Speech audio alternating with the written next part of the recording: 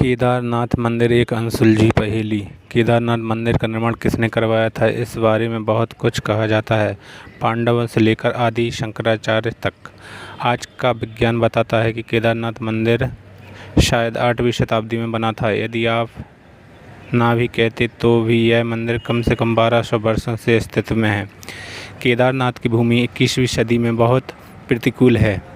एक तरफ 22,000 फीट ऊंची केदारनाथ पहाड़ी, दूसरी तरफ 21,600 फीट ऊंची करांच कुंड और तीसरी तरफ 22,700 फीट ऊंचा भरत कुंड है। इन तीनों पर्वतों से होकर रहने वाली 5 नदियां हैं, मंदाकिनी, मधुगंगा, चिरगंगा, सरस्वती और स्वररंध्री। इनमें से कुछ इस पुराण में लिखे गए हैं। यह क्षेत्र मंदाकिनी नदी का एकमात्र जल संग्रहण क्षेत्र है। यह मंदिर एक कलाकृति है। कितना बड़ा असंभव कार्य रहा होगा ऐसी जगह पर कलाकृति जैसा मंदिर बनाना, जहां ठंड के दिन भारी मात्रा में बर्फ़ हो और बरसात के मौसम में बहुत तेज़ गति से पानी बहता हो। आज भी आप गाड़ी से उस स्थान तक नहीं जा सकते हैं। फिर इस मंदिर को ऐसी जगह क्यों बनाया गया? ऐसी प्रतिकूल परिस्थितियों में 1200 साल से भी पहले मंदिर कैसे बन सकता है? 1200 साल बाद भी जहां उस क्षेत्र में सब कुछ हेलीकॉप्टर से ले जाया जाता है, जेसीबी के बिना आज भी वहां एक भी ढांचा खड़ा नहीं होता है। यह मंदिर वहीं खड़ा है और न सिर्फ खड़ा है बल्कि बहुत मजबूत है। हम सभी को कम से कम एक बार यह सोचना चाहिए। वैज्ञानिक अनुमान लगाते हैं कि यदि मंदिर 10वीं शताब्दी में पृथ्वी पर होता तो यह हिमयुग की एक छोटी अवधि में होता।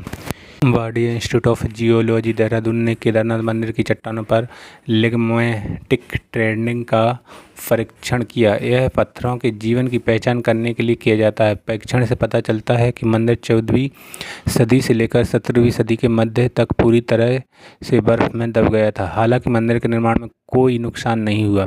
2013 में केदारनाथ में आई विनाशकारी बाढ़ को सभी ने देखा होगा। इस दौरान औसतन से 375% से अधिक बारिश हुई। आगामी बाढ़ में 5700 लोग सरकारी आंकड़ों के अनुसार मारे गए और 4200 गाँवों को नुकसान पहुंचा। भारतीय वायुसेना ने 1,10,000 से ज़्यादा लोगों को एयरलिफ्ट किया। सब कुछ ले जाया गया, लेकिन इतनी भीषण बाढ़ में भी केदारनाथ मंदिर का पूरा ढांचा जरा भी प्रभावित नहीं हुआ। भारतीय पुरातत्व सोसाइटी के मुताबिक बाढ़ के बाद भी मंदिर के पूरे ढांचे के ऑडिट में 99% मंदिर पूरी तरह सुरक्षित है। 2013 की बाढ़ और इसकी वर्तमान स्थिति के दौरान निर्माण को कितना नुकसान हुआ था, इसका अध्ययन करने के लिए IIT मद्रास ने मंदिर पर NDT परीक्षण किया। साथ ही कहा कि मंदिर पूरी तरह से सुरक्षित और मजबूत है। यह मंदिर 2 अलग अलग संस्थाओं द्वारा आयोजित एक बहुत ही वैज्ञानिक परीक्षण में उत्तीर्ण नहीं होता। तो आज के समीक्षक आपको सबसे अच्छा क्या कहता? मंदिर के अक्षुण्ण खड़े रहने के पीछे क्या कारण है? जिस दिशा में इस मंदिर का निर्माण किया गया है, वे जिस स्थान का चयन किया गया है, ये प्रमुख कारण हैं। दूसरी बात यह है कि इसमें इस्तेमाल किया गया पत्थर बहुत सख्त और टिकाऊ होता है। खास बात यह है कि इस मंदिर के निर्माण के लिए इस्तेमाल किया गया पत्थर वहाँ उपलब्ध नहीं है। जो जरा सोचिए कि उस पत्थर को वहाँ कैसे लाया जा सकता था। उस समय इतने बड़े पत्थर ढोने के लिए इतने उपकरण भी उपलब्ध नहीं थे। इस पत्थर की विशेषता यह है कि 400 साल तक बर्फ़ के नीचे रहने के बाद भी इसके गुणों में कोई अंतर नहीं आया है। आज के विज्ञान कहता है कि मंदिर के निर्माण में जिस पत्थर और संरचना का इस्तेमाल किया गया था, जिस दिशा में बना है, उसी की वजह से मंदिर में बच पाया। केदारनाथ मंदिर उत्तर दक्षिण के रूप में बनाया गया है, जबकि भारत में लगभग सभी मंदिर पूर्व पश्चिम हैं। विशेषज्ञों के अनुसार यदि मंदिर पूर्व पश्चिम होता तो पहले ही नष्ट हो चुका होता या कम से कम 2013 की बाढ़ में तबाह हो जाता, लेकिन इस दिशा की वजह से केदारनाथ मंदिर बच गया है। इसलिए मंदिर ने प्रकृति के चक्र में ही अपनी ताकत बनाए रखी है। मंदिर के इन मजबूत पत्थरों को बिना किसी सीमेंट के एस्लर तरीके से एक साथ चिपका दिया गया है। इसलिए पत्थर के जोड़े पर तापमान परिवर्तन के किसी भी प्रभाव के बिना मंदिर की ताकत अभेद्य है।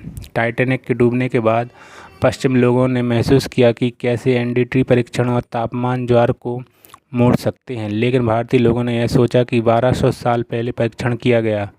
क्या केदारनाथ उन्नत भारतीय वास्तुकला को ज्वलंत उदाहरण नहीं है? 2013 में मंदिर के पिछले हिस्से में एक बड़ी चट्टान फंस गई और पानी की धार प्रवाहित हो गई।